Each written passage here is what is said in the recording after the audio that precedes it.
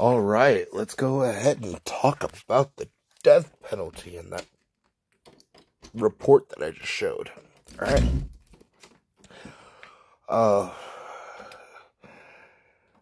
forgot which mainstream news outlet it was that ended up going ahead and posting about somebody who, even though there was requests for clemency, now keep in mind, just because you ask for it, not guaranteed you're going to get it, that ended up posing a very strange situation because apparently, he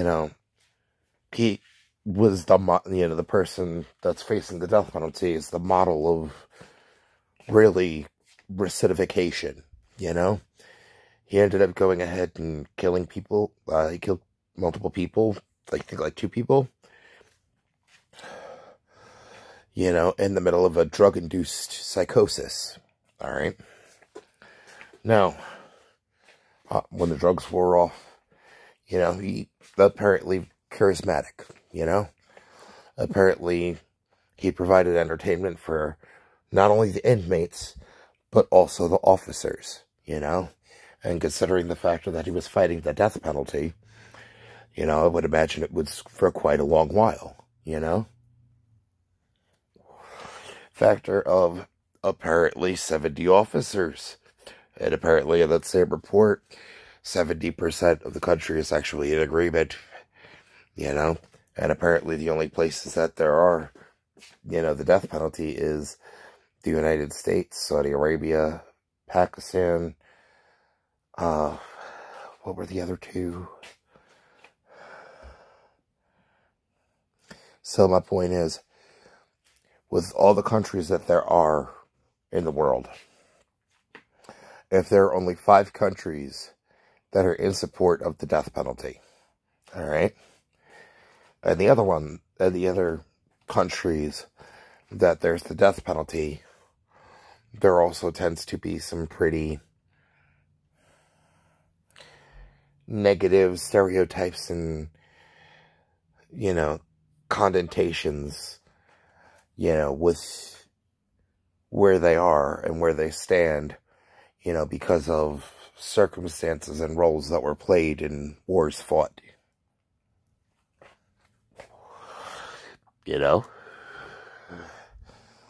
But ultimately, my point on this is, there was over 70 different calls, to just let him live his life. And last moment, right before being executed, governor ends up going ahead and being like, nope, I'm gonna just yank that shit right out. No, you gonna die today, motherfucker. It don't matter the factor that you actually learned your lesson, and you proved that you learned your lesson to the point where instead of having to work for systemic reform in that legal entanglement that you ended up in, while you had inmates and officers alike standing together saying, no, this person's been reformed. I mean, ultimately, yeah, they could end up being provoked, poked, prodded, all that, instigated, antagonized, but at the end of it all, try to do what they can to be as light-spirited as possible and try to bring as much enjoyment to everyone, inmate and officer alike. Literally, the word that they used was model inmate. All right? So, that being said, if there were so many calls for him not to be killed, the governor was just like, fuck it, and fuck you. I want an excuse to kill somebody, so you're dead. It doesn't matter that people think that, you're charismatic and actually bring some entertainment to the table and bring some hope to the inmates, while simultaneously bringing some hope to the officers by getting to see a lived example of recidivism while having the argument of systemically what reforms and recidivism actually ends up going ahead meeting, because without being able to define recidivism, how can we go ahead and define what the purpose of what jails and prisons are supposed to be in the first place? and what purpose they're supposed to serve. You seeing my point on that? Not everyone likes every ruling, you know, and ultimately, not every ruling ends up going ahead and leaning in a way that makes us happy. I mean, take a look at this situation.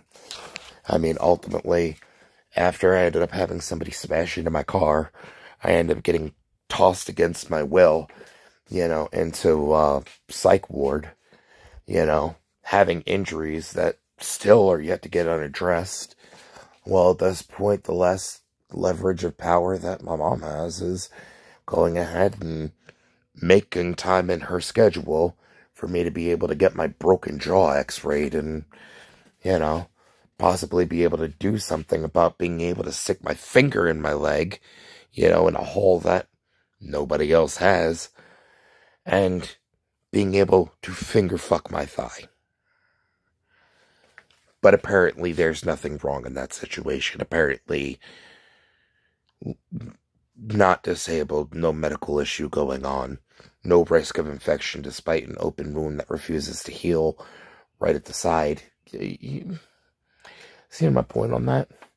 And the funny thing is, going ahead and looking for cause to try to take away my license and prevent me from having mobility, which by definition is tortious interference, you know, illegal tort, you know, so ultimately I can file a claim in a lawsuit by going ahead and filing, you know, to have me deemed incompetent, quote unquote, while simultaneously attempting to go ahead and want to argue that had legal right to hold somebody against their will that wanted to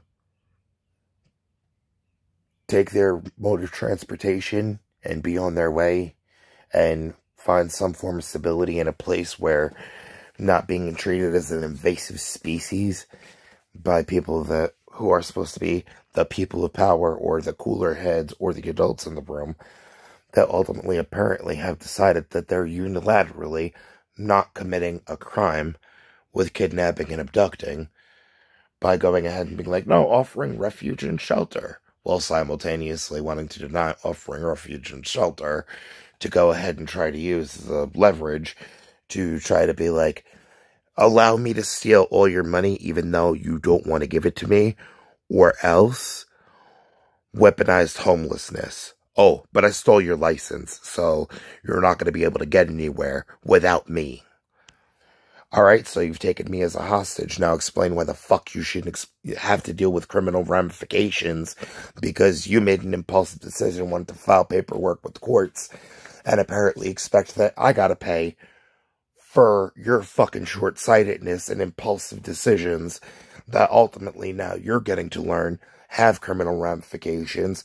And if we talk about this in front of a judge, in front of a deliberating body, you will end up being dragged away in handcuffs.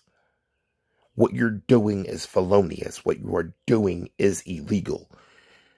Ultimately, you need to, number one, give a cause to make me want to be here. Number two, you have to give license back as well as the, you know, the vehicle. All right? Not giving it back means that you're obtaining property under false pretenses, which ultimately means that you are committing and facilitating a crime. Right now, what I use action-wise to go ahead and be able to use reasonable force, you know, dependent on the situation, yeah. Because ultimately, until you give my, you know, my license back and my vehicle back, that never should have been taken in the first place, ultimately, you are still actively engaging in a criminal act. If you want to try to fix it tomorrow, you go right ahead. But tomorrow needs to come. It tangibly needs to come. Or if not, tomorrow I will be going ahead and pressing criminal charges.